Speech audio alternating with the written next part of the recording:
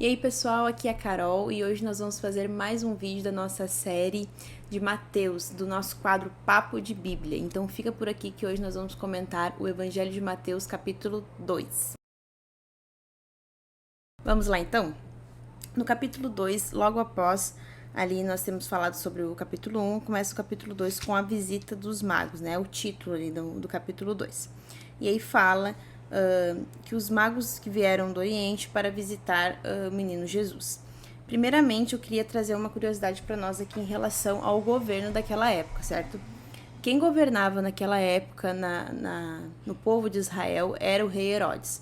O rei Herodes, ele era um rei que ele tinha pais que não eram judeus, pais, digamos, pagãos, né, de outras etnias, de outros povos. Eles não eram pais judeus, não eram pais legitimamente descendentes de Abraão. Porém, houve um avô de Herodes que se converteu ao judaísmo e dessa forma ele meio que usava disso para dizer para o povo que de certa forma ele era um pouco judeu. E por outro lado, ele também tentava agradar os romanos, né?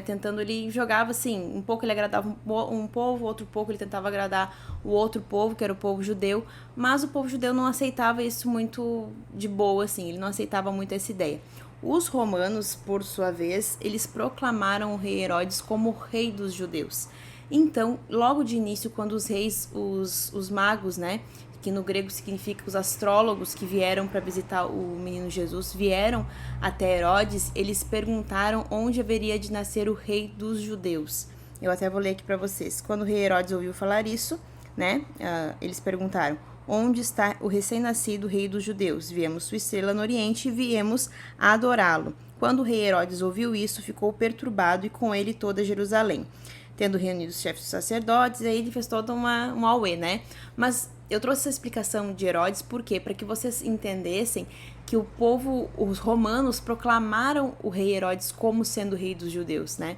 Então ele tinha essa preocupação de quem é esse menino que vai nascer, que vai tomar o meu lugar. Porque a história diz que o rei Herodes, ele era um rei muito doido, né? Se você vai estudar um pouco mais a fundo a história, você vai ver que ele era um homem que queria dominar tudo, ele era mega dominador, como todos os tiranos da época, mas ele era um pouco mais doido, assim, a loucura dele ficou pra história, né? Então, ele se preocupa de imediato com o que os reis magos falam ali, né? Que algumas versões dizem magos, depois reis magos, depois pastores, enfim, mas vamos chamar aqui de reis magos, como é mais conhecido. Ele fica com essa preocupação por conta de que foi a primeira coisa que eles perguntaram: onde está o rei dos judeus? O que vai ser o rei dos judeus? Né? Então, já nessa primeira parte do capítulo 2, nós já temos aí essas curiosidades. Mas aí vocês podem estar se perguntando o seguinte também: esses reis magos, eles são conhecidos como reis magos. Magos lembra magia, magos lembra coisas que não são tão não são coisas bíblicas, né? Lembra um pouco aí talvez de envolvimento com bruxaria, enfim. Aqui na palavra grega, como eu já falei, significa astrólogos, tá? Então pessoas aí que tinham talvez até um envolvimento com alguma coisa antibíblica, de certa forma, assim, algum ensinamento que não estava dentro da lei, mas eles também estudavam as estrelas, os astros, enfim, tá? E aí, uma outra curiosidade que eu quero trazer para vocês é o seguinte: vai falar ali de toda a questão deles trazendo os presentes para Jesus, ouro, incenso e mirra, né? Isso aí também é uma curiosidade bem interessante, porque cada um dos presentes, eles têm uma simbologia interessante. O ouro significa realeza, o incenso, a intercessão, né? Que o incenso, ele traz essa ideia de intercessão, que Jesus é o nosso intercessor, e a mirra lembra o embalsamamento, né? Como se eles já tivessem predizendo que Jesus morreria e teria que ser perfumado, como ele de fato foi no futuro, depois da sua morte, né? Então, esses reis magos, eles trazem até um pouco dessa questão de serem reis, porque eles eram homens que tinham muito dinheiro. Eles eram homens com uma condição financeira da época muito alta. E a gente vê isso pelos presentes que eles trazem até Jesus. O ouro não precisa dizer, o incenso a gente não sabe bem o tanto que era caro, mas sim, era uma coisa cara, porque na época o incenso era uma coisa bem usada. E a mirra era uma coisa extremamente cara naquela época.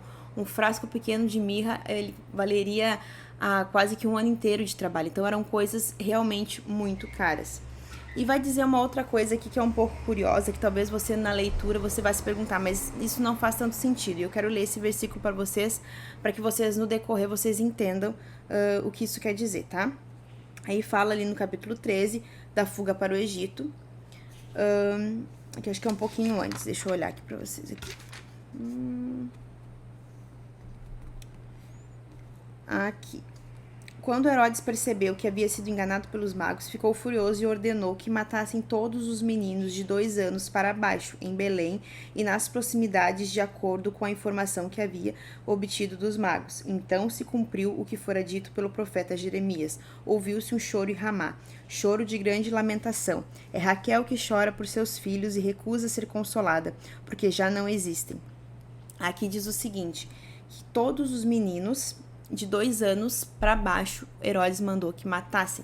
E aqui eu acho bem interessante, não tem muita ligação assim com exatamente esse capítulo, mas eu faço uma analogia, assim, uma ligação com a história de Moisés, porque assim como o faraó mandou matar os meninos e Moisés era um libertador, Moisés tipificava um tipo de Cristo, assim também Herodes mandou que matassem os meninos.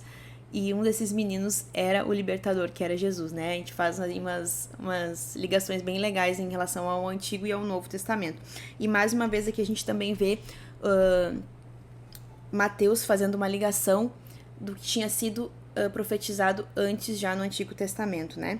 Então se cumpriu o que fora dito pelo profeta Jeremias. Ouviu-se voz em Ramá, choro de grande lamentação. Ele já coloca lá, porque como eu falei quando nós estávamos comentando o capítulo anterior, o capítulo 1, ele tinha o foco de provar que Jesus de fato era o Messias e que as profecias estavam se cumprindo. Tanto é essa que ele cita do profeta Jeremias. Mas o que eu quero dizer para vocês aqui? Por que Herodes mandou matar os meninos de 2 anos para baixo? Nós sempre vemos no Natal aquela cena, né?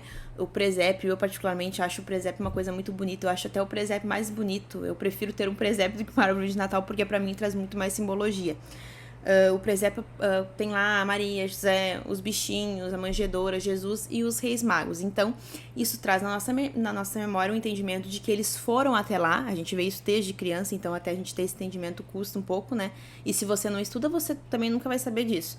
A gente imagina que os reis magos chegaram já de imediato, que Maria tinha dado à luz, enrolado o menino Jesus nos panos e colocado ali na manjedoura e que eles já estavam ali. Mas não, os reis magos, eles chegaram para ver Jesus e ofertar os seus presentes. Jesus já tinha 2 anos de idade, se não um pouco mais. Por isso que aqui o Herodes mandou matar todos os meninos de 2 anos para baixo, para que não corresse o risco de Jesus estar ali no meio, o menino Jesus estar ali no meio e não ser morto.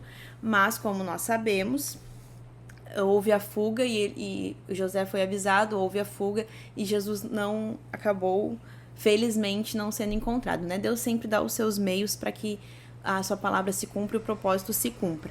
Então são coisas bem interessantes da gente pontuar aqui, que às vezes quando a gente lê a gente não entende, mas por que Herodes mandou matar esses meninos se Jesus era um recém-nascido, né? Segundo o nosso entendimento. É porque os magos foram bem depois, bem posterior ao nascimento de Jesus, que eles foram lá ofertar os seus presentes àquele que era o rei, certo? Isso é muito importante a gente saber. Mas aí tem um outro versículo lá em Lucas que pode também parecer um pouco contraditório. Eu quero só pegar ele agora aqui para que a gente entenda, já que a gente está falando desse capítulo. Não quero misturar os evangelhos, tá? É só para que você não tenha uma confusão de tipo, então está se contradizendo a Bíblia. Isso não acontece, tá? Então a gente vai ler lá em Lucas só para a gente entender um pouquinho mais esse contexto, que diz o seguinte. Aqui fala sobre os pastores e os anjos. Haviam pastores que estavam nos campos próximos e durante a noite tomavam conta de seus rebanhos. E aconteceu que um anjo do Senhor apareceu-lhes e a glória do Senhor resplandeceu ao redor deles. E ficaram aterrorizados, mas o anjo lhes disse: não tenham medo, eu estou trazendo boas novas de grande alegria, que são para todo o povo. Hoje na cidade de Davi lhes nasceu o Salvador, que é Cristo Senhor. E isso lhes servirá de sinal: encontrarão um bebê envolto em panos e deitado numa manjedoura. Aí continua ali um pouco mais eles falando que de repente uma multidão de exército celestial apareceu com um anjo louvando a Deus, dizendo: glória nas alturas e paz na terra aos homens aos que ele concede seu favor. Só que aqui eles estavam falando de pastores com seus rebanhos de ovelhas. Lá nós estamos falando de reis magos, que são homens muito bem abastados, com muitos recursos financeiros, tanto é que os presentes que eles trazem é ouro, incenso e mirra, coisas caríssimas da sua época. Então aqui nós estamos falando de duas histórias, de duas situações diferentes, tá? É só para que vocês não tenham essa confusão de que o bebê estava envolto em panos aqui e lá ele tinha 2 anos. Não, aqui nós estamos falando de situações diferentes.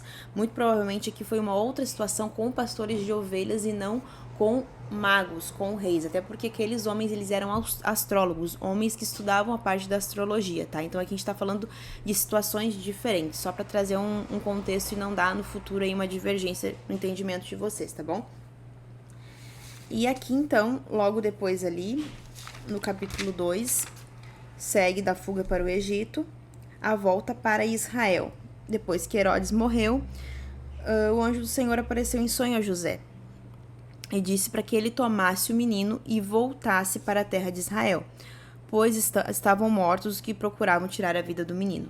Porém, José teve medo porque, ao invés de Herodes, agora quem estava no lugar dele era Arquelau, na Judéia, em lugar de seu pai Herodes, e teve medo de ir para lá. Tendo sido avisado em sonho, retirou-se para a região da Galileia e foi viver numa cidade chamada Nazaré. Assim, novamente Mateus cita o Antigo Testamento, assim cumpriu-se o que fora dito pelos profetas, ele se chamará Nazareno. E aqui a gente entende uma outra ligação aqui, né, com as coisas que às vezes a gente ouve em relação a Jesus de Nazaré, né? Por que Jesus de Nazaré? Assim como no capítulo 1 eu expliquei para vocês por que Jesus, filho de Davi, aqui tá a explicação por que Jesus era chamado Jesus de Nazaré. Porque nessa época ele foi ali, então, morar naquela região, na região de Nazaré, e cresceu ali, né? Viveu uma parte do tempo da sua vida ali. Então a gente entende o porquê que ele é chamado de Jesus de Nazaré. E aqui então a gente acaba os comentários do capítulo 2, tá bom? Eu espero que vocês tenham gostado desse vídeo. Amanhã nós temos mais gravação no capítulo 3, daí amanhã nós vamos falar sobre o capítulo 3 do Evangelho de Mateus. Eu espero que esse conteúdo esteja abençoando a sua vida, e se você gostou, curtiu, deixe seu like, compartilha com seus amigos, deixa aqui o seu comentário, e até o próximo vídeo. Deus te abençoe. Tchau, tchau!